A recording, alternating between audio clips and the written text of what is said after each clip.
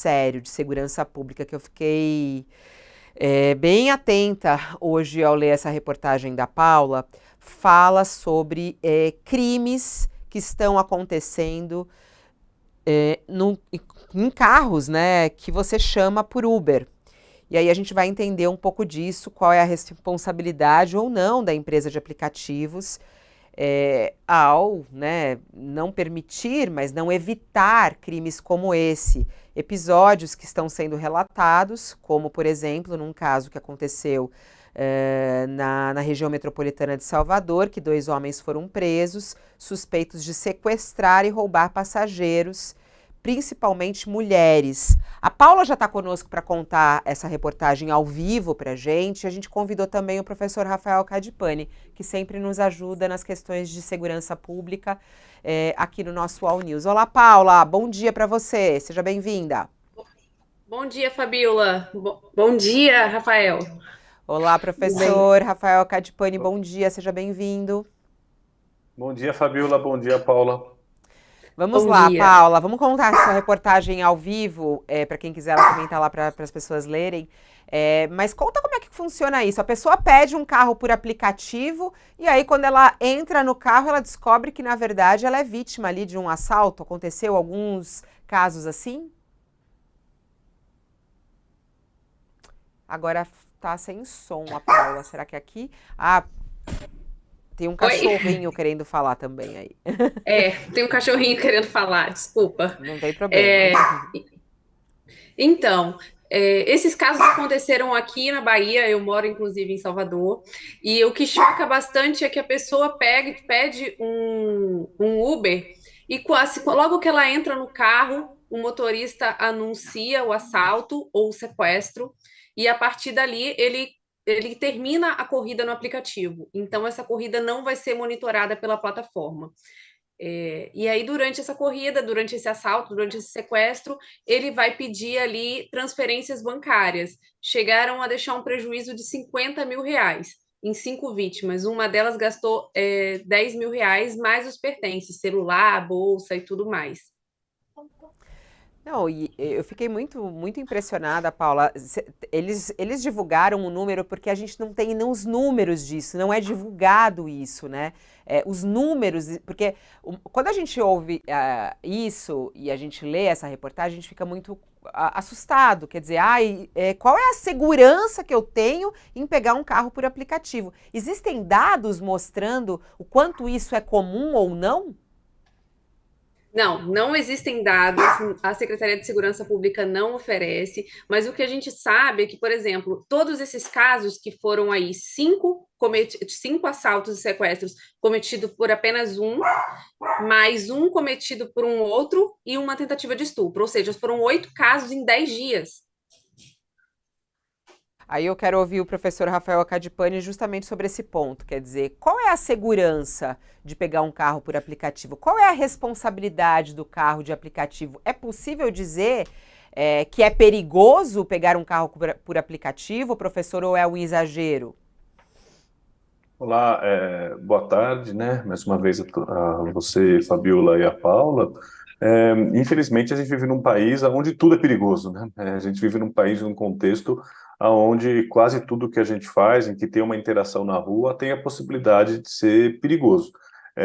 A empresa em questão, elas têm trabalhado bastante em ações com a segurança pública, com as autoridades de segurança pública. Agora, os criminosos estão o tempo inteiro tentando procurar oportunidades para poder encontrar vítimas. A gente vê que houve os aplicativos, de uma forma geral, eles têm facilitado a ocorrência do sequestro, porque com o aplicativo, antigamente o sequestrador ele tinha que ir ao encontro da sua vítima na rua, por exemplo, e está desguarnecido, desprotegido. Nesse caso do específico aqui em tela, o que acontece é que o sequestrador tem a vítima entrando no seu carro.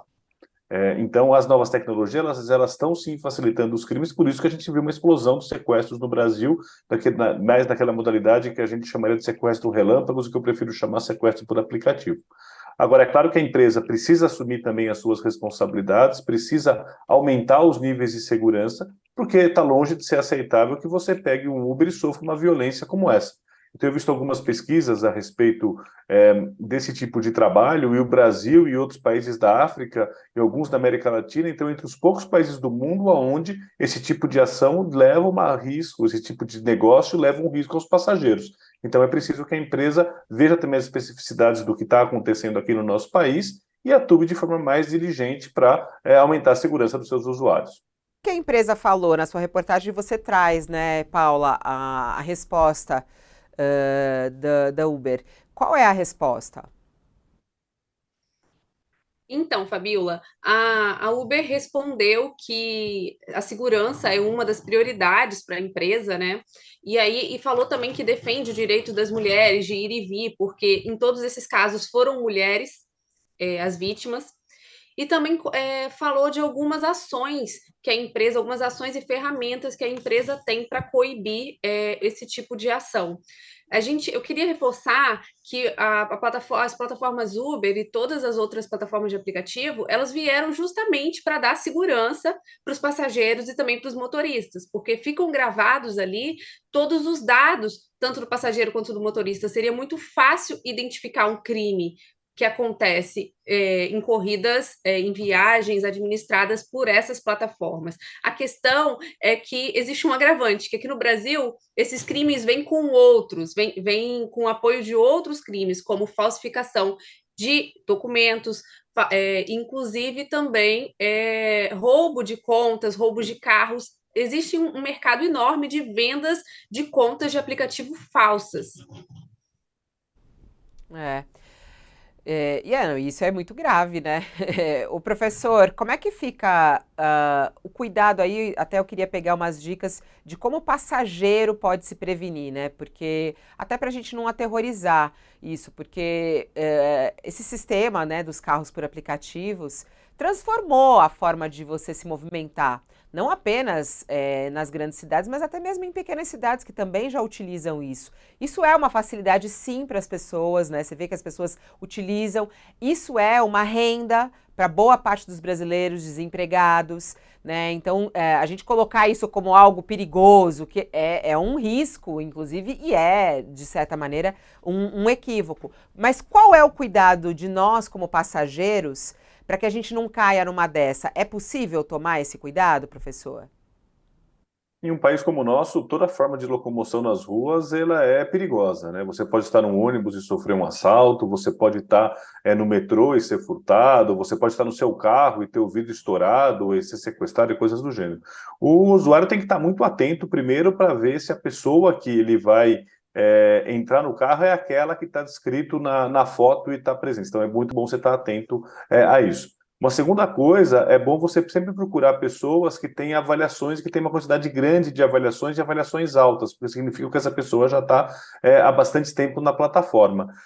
E é preciso, claro, você quando vai fazer uma viagem como essas, muitas vezes você compartilhar com uma pessoa querida, com uma pessoa próxima a você, avisando, olha, eu estou pegando um Uber nesse momento à noite, um amigo, uma amiga, um familiar, eu estou pegando Uber nesse momento à noite, este é o carro que eu estou, e ativar a sua localização do celular.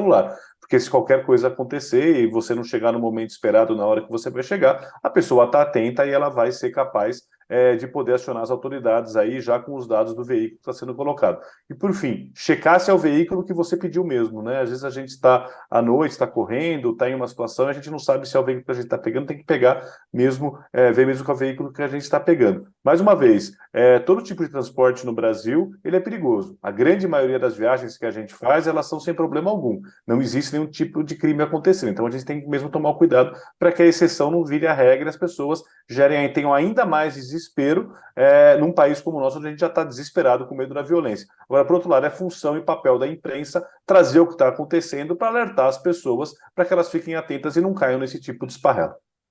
E eu acho que da própria empresa de tecnologia, né, professor, porque, querendo ou não, essas pessoas, elas são registradas lá. Eles pedem antecedentes criminais a esses motoristas. Outra coisa, o motorista, ele pega e está se passando por outro, mas a gente tem a foto lá, você pode checar a foto, então é isso, você entra, a foto é dele, é a mesma pessoa que está ali, então tem alguns cuidados aí que estão escapando nessa situação desses casos de crime dentro do Uber, né, professor?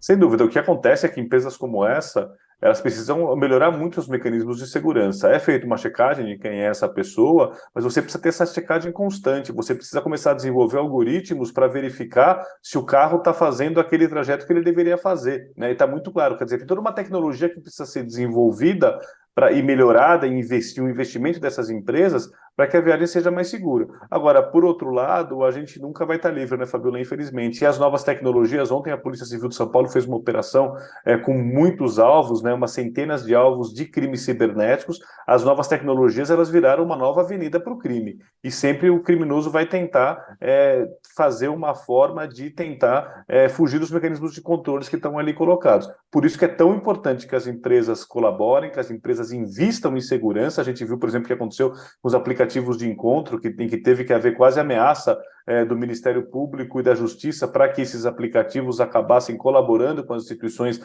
segurança pública. É preciso que as empresas assumam cada vez mais a sua responsabilidade social. Eu estava vendo um artigo recentemente numa revista britânica sobre polícia, em que eles falavam cada vez mais o enfrentamento ao crime vai ter que relacionar empresas e público, empresas e polícia, empresas e justiça, porque essas fronteiras estão cada vez menores e a gente precisa ter muito acesso, a polícia precisa ter muito acesso a essas informações que estão nas empresas, que às vezes são difíceis de conseguir. Não é o caso da Uber, que tem um grupo especial para lidar com isso, tem ex-policiais que trabalham na empresa e que têm contato com as instituições policiais, mas mesmo assim ainda a empresa precisa evoluir muito. É muito dinheiro que elas ganham para deixar que esse tipo de coisa aconteça.